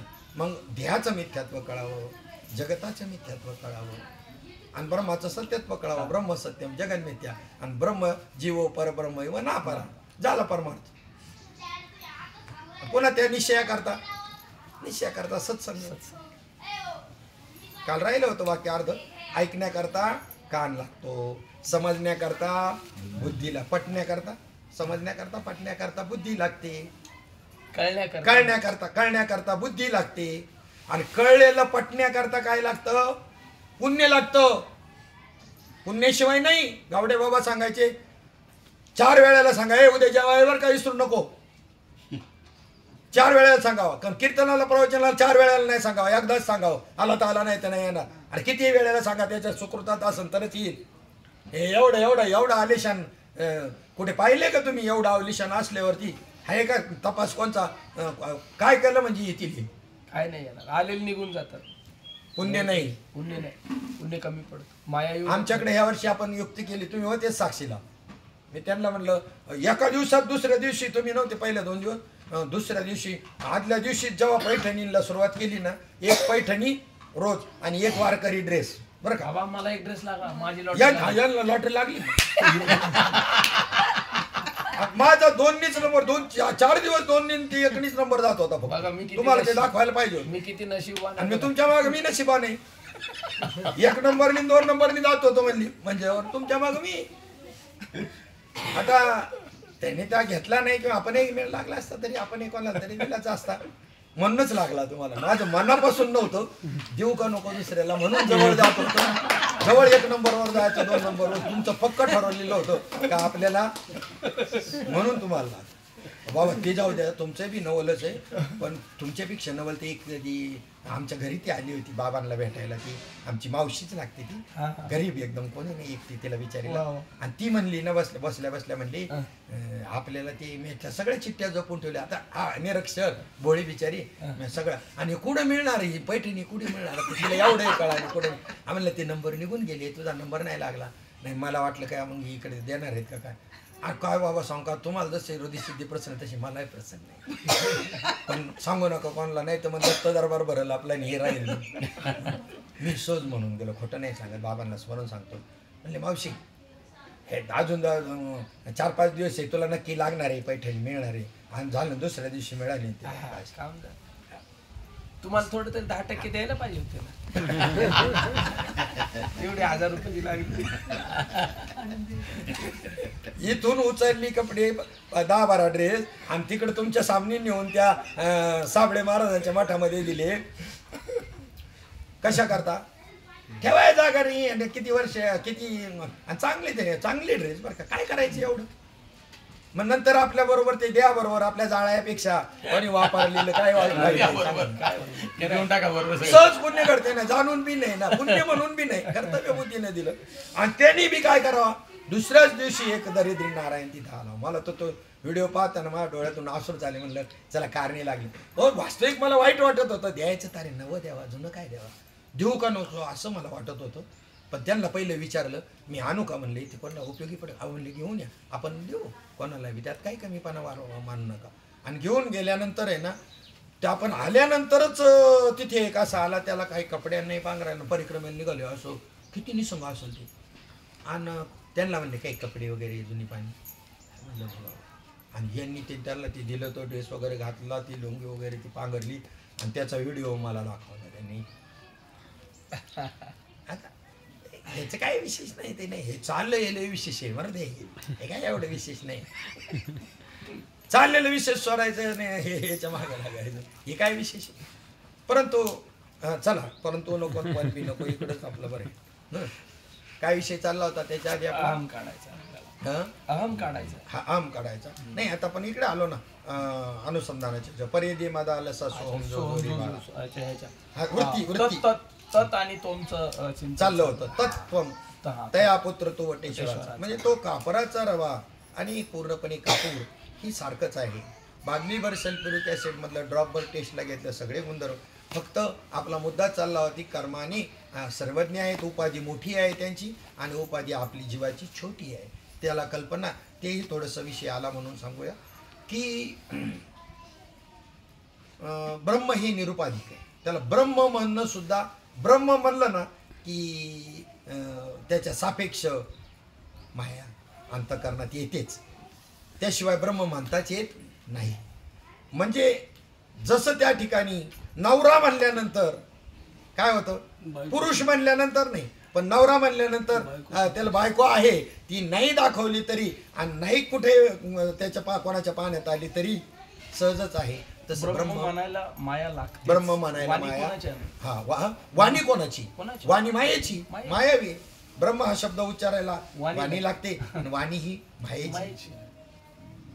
आणि मग आपला मुद्दा चालला होता, एक राहिले ना प्रक्रियामध्येच की कळायला त्या ठिकाणी ते पुण्य लागतं, पुण्याशिवाय बरोबर. आणि ते कळलेलं जे आहे ते कळलेलं पुन्हा अंगीकारण्याकरता अधिकार लागतो. काय पाहिजे, अधिकार. आपला आपण तयार करायचा, विवेक, आपली उंची वाढवायची. देव पाहावो उंच ठाई उभे राहावो. आणि गेलं हिमालयामध्ये उंच ठाई उभे राहावं. आता हे उंची नाही, तुमच्या अंतःकरणाची उंची वाढवा, शुद्धता. आता जेव्हा अनुग्रह घेतला त्यावेळेला ही उंची होती का? आज ज्या उंचीवरती आलो सत्संगतीमध्ये, ही याच्यापेक्षा उद्याची अजून जास्त असेल, परवाची 5 वर्षानंतरची जास्त असेल संत संगतीत राहिलो तर. नाही तर खाली बी यायला काही टाइम लागायचा नाही सत्संग नसेल. त्यांनी जे सतत सांगावं की यांना देऊ नका, नुसतं करून घ्या. करून घ्या म्हणजे यांचं पुण्य नाही, त्याला लाज वाटावी जे अनुग्रह ज्यांनी घेतले त्याला. याला करायला सांगितलं, हा करून घेतोय, हा भाग सोडा. संत संगतीतून बाजूला गेले, काही उदास होते तर मग फेल होते, त्याचं कारण हेच आहे. म्हणून ते म्हणायचे ना, भाऊ नुसतं देऊ नका, काय त्यांचं पुण्यच नाही. पण तुम्ही जर करून घेतलं ना त्यांच्याकडून तर त्या नामस्मरणाने त्यांचं पुण्य वाढेल, ही युक्ती होती. दुकानदाराला जास्त गरज म्हणायची, गिरायकाला जास्त. काय प्रश्न होते बघा, भावांचे प्रश्न कसे होते ते म्हणजे दुकानदाराला जास्त गरज असेल, गिरायकाला काय 1707 दुकानं, तुझ्या दुकानावर काय पाणी पडले, काय भाषा आहे बघा. मजा वाटायची, त्या भाषेचीच मजा वाटायची. तुझ्या दुकानावर काय पाणी पडले, हा, दुकानदाराने दुकान उघडलं पाहिजे, योग्य वेळेमध्ये साफसफाई ठेवली पाहिजे, नम्रतेने बोललं पाहिजे, या बसा. अहो घाटकोपरला त्या भाजी गल्लीमध्ये मोबाईलचं दुकान आहे, काय मोठं एवढं दुकान आहे, जवळजवळ येणाऱ्या प्रत्येक गिरायला तो कोणी घेऊ नाही तर नाही घेऊ, चहा घेत नाही तर दूध कॉफी. काय माणसाला विशेष वाटतं, कुठेही तरी घ्यायचाच आहे ना, मोबाईल घ्यायचाच आहे ना, ते तिथंच जाणार. चहा प्यायला मिळतोय, चहा मोठी विशेष बाब आहे का? पण पहा ना नम्रता ती. बरं आता दुसरी गोष्ट, गावडे बाबांचा प्रश्न विचारतो. आता झालं बाबांचं इथे, मग आता गावडे बाबांचं. गावडे बाबा म्हणायचे दुकान लय सजवले, दुकानदार बी लय नम्र आहे, तुम्हाला चहा पाणी बी मागवते, सगळं बरोबर आहे, पण तुम्हाला पाहिजे ती वस्तूच त्याच्या दुकानात नाही. काय पेटवायचं का दुकान म्हणजे? एक महात्मा काय उपदेश करतो, दुसऱ्या महात्मा. मी मध्ये कन्फ्यूज झालो ना, जेव्हा गावडे बाबांचा संघ मिळायला लागल्यानंतर जे रुजलं का नाही, म्हणजे माझी बुद्धी नाही चालली, त्यांनी सांगितलं तेच हे बी काम करत होते जे श्रीपाद बाबांनी सांगितलं, पण ते थोडे अधिकाराच्या याच्यातून बोलत होते आणि त्यांनी उदारपणातून बोलत. मग हे काय उदार नाही तर असं बी भाग नाही. गावडे बाबा उदार नाही, बाबा उदार आहे असा भाग नाही. एक प्रत्येकाची एक पद्धत वेगवेगळी, तुमची शिकवायची पद्धत गणिताची वेगळी, गणिताची शिक्षक प्रत्येकाची पद्धत वेगळी, सांगायचं एकच. तर पहा बरं का, बाबांचा उदारपणा आपल्या जीवनात आलेला.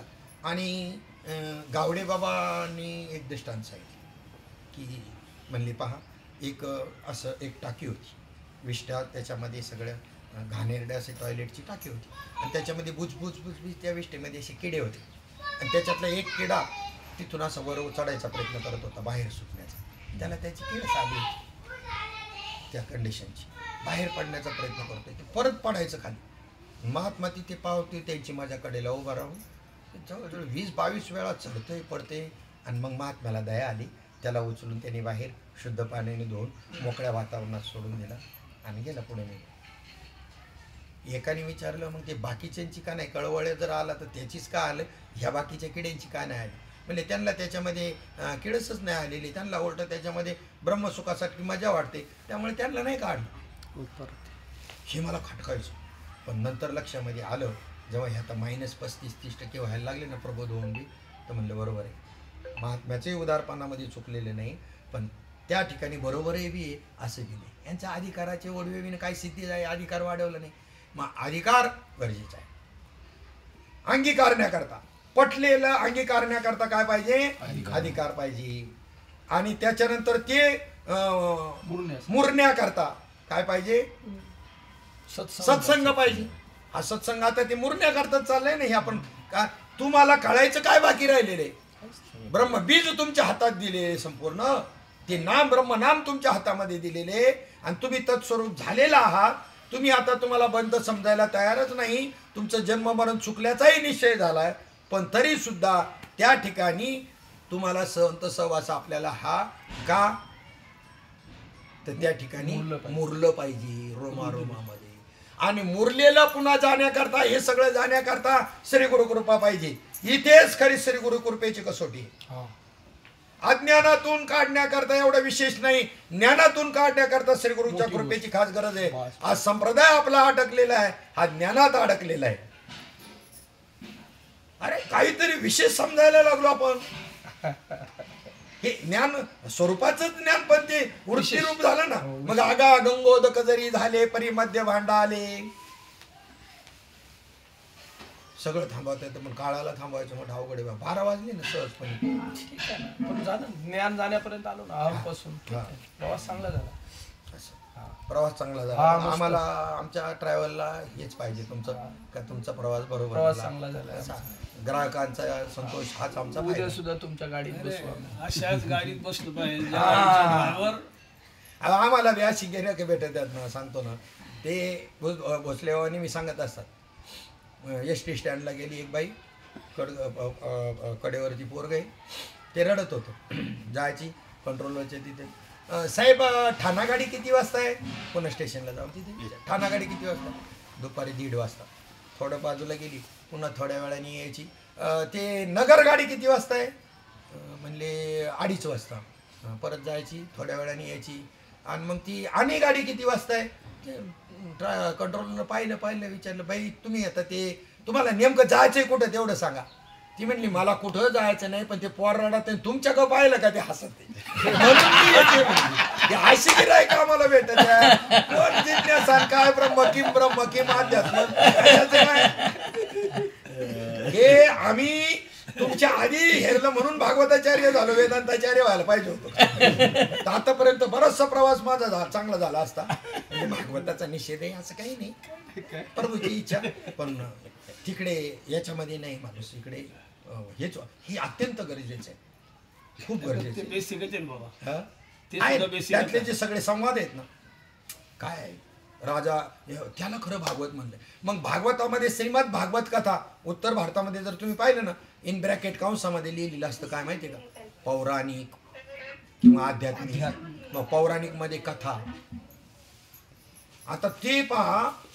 आणि आध्यात्मिक मध्ये मात्र कथा एकदम शॉर्ट मध्ये नुसता उल्लेख करून जायचा आणि लगेच त्यांच्या संवादाला सुरुवात. याला आध्यात्मिक म्हणतात. तत्वज्ञानच भागवतातलं तत्वज्ञान हे आध्यात्मिक भागवत. त्यांचं सकाळ सहज नियोजन केलं आम्ही. याला गेलो होतो आपल्या दिव्याला, नाही इकडं शुक्तालला. आणि तिथे आपण आधी कीर्तनं ठरवली होती. आता 8 कीर्तनामधले जर समजा 2च कीर्तनकार हजर आहे तर मग आम्हाला जरा खाली लिहिलेलं होतं असंच हँडबिलमध्ये वेळेनुसार कार्यक्रमात बदल केला जाईल. म्हणजे आता आपण असं करू ना, त्याच्याऐवजी बाबा आलेत आणि मग सकाळच्या सत्रामध्ये आपण एका सत्रामध्ये आपण चांगदेव 65वर ठेवलं होतं ना चिंतन, आणि एक टाइम आपण भागवत कथा असं पद्धतीनं नियोजन केलं होतं. कसं केलं तर मला केलं होतं. अख्खं भागवताचं बाजूच बदललं ना सगळं. हे कानावर पडतंय म्हणल्यावर भागवत काय, मग आलं ना ते आध्यात्मिकच सगळं. श्रीपाद भागवत सगळं झालं पूर्णपणे श्रीपाद भागवत. आणि खरं म्हणजे तीच आहे, श्रीपाद भागवत आणि श्रीमद भागवत वेगळं नाही, तत्वज्ञान आहे ते. मग त्याच्यामध्ये पहा, थोडंसं आपण जाता जाता उल्लेख करून थांबूया 2 मिनिटामध्ये. तर त्याच्यामध्ये असं आहे की ज्या कथा आहेत त्याच्यातून जे संवाद आहेत, नारदाने वसुदेवाला सांगितलेलं तत्वज्ञान, भगवंताने उद्धवाला सांगितलेलं तत्वज्ञान, राजा जड भरताला राजा जड भरतानं रौगण राजाला सांगितलेलं तत्वज्ञान, कपिलानी देवतीला केलेला उपदेश, जेवढे संवाद आहेत ना त्याच्यामध्ये प्रल्हादाने असुर बालकांना केलेला उपदेश, जेवढे संवाद आहे ती भागवत आहे. आणि त्याचा सारांश फक्त 4 श्लोकामध्ये, चतुश्लोकी भागवत. दुसऱ्या स्कंदामध्ये 9व्या अध्यायातला 32, 33, 34, 35 असे 4 श्लोक आहेत आणि ते आत्मस्वरूपाच्या संबंधाने आहेत. त्याला म्हणतात चतुश्लोकी चारी भागवत.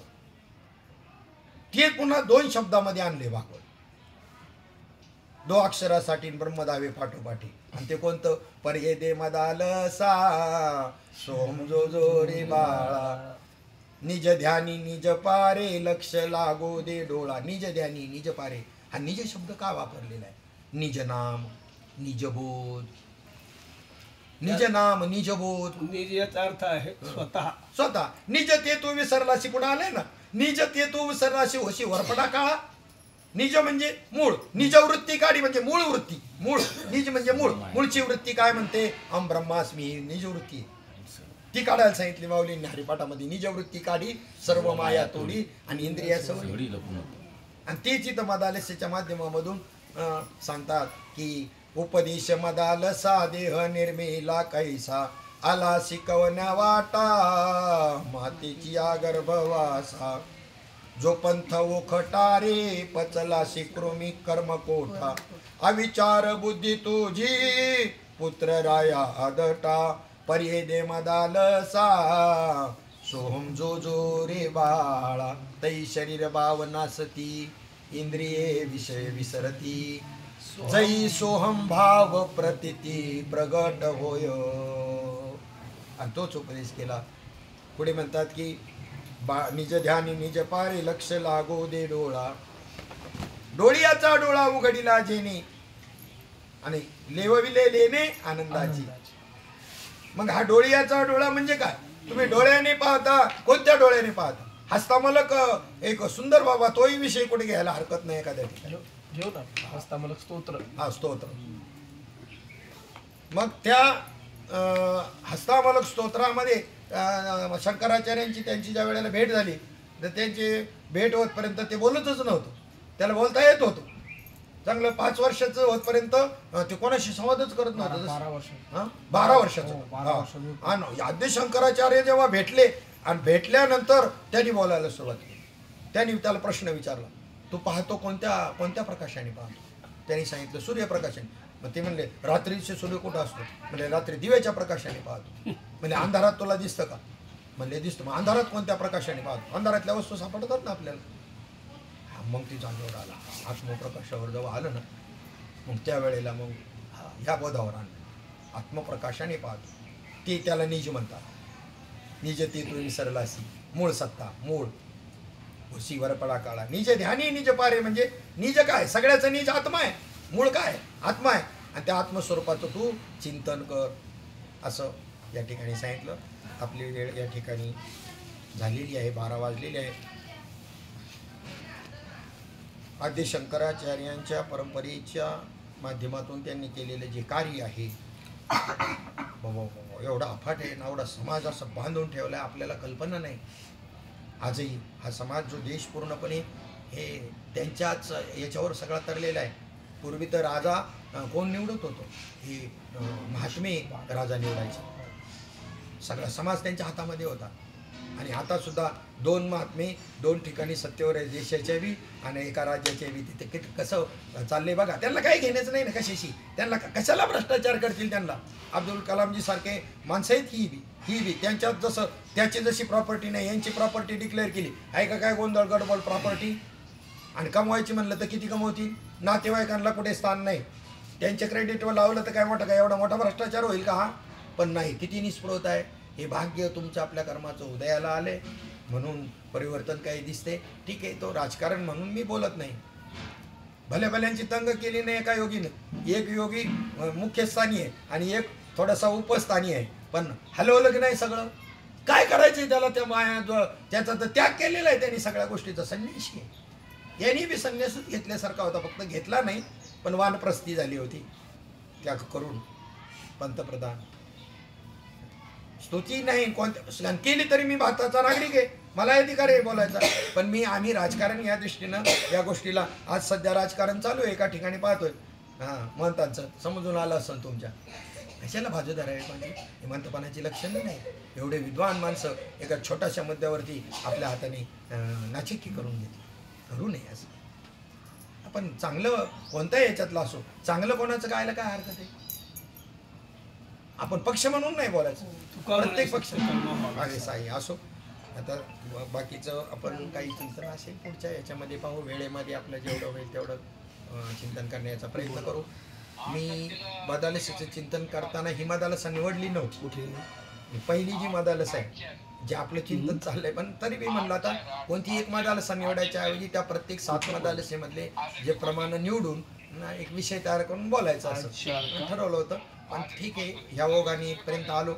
थोडासा जे तुमची आपली भूमिका चांगली 65ची ती भूमिका या पर्याय मदालसा सोमजो जरी बाळा ह्या माध्यमामधून आपल्या समोर, म्हणजे ती त्याला अनुकूल अशा पद्धतीचं आहे. याला ती त्याला ती झालेली सेवा पंढरीश परमात्मा माऊली ज्ञानोबा आहे, सद्गुरू सच्चिदानंद श्रीपाद बाबा रामदास बाबा, तुम्हा सर्व संत सज्जनांच्या चरणी समर्पित करून सेवेला पूर्ण विराम देऊया. पुंडलिक वरदा विठ्ठल श्री ज्ञानदेव तुकाराम माऊली ज्ञानेश्वर महाराज की जय. सद्गुरुनाथ भगवान की जय. विठ्ठल विठ्ठल विठ्ठल विठ्ठल. पुंडलिक वरदा विठ्ठल श्री ज्ञानदेव तुकाराम माऊली ज्ञानेश्वर महाराज. सद्गुरुनाथ भगवान की जय. नागेश्वर भगवान की जय. वागदाई माते की जय. बरोबर सगळ्यांना जय हरी. 3:30 वाजता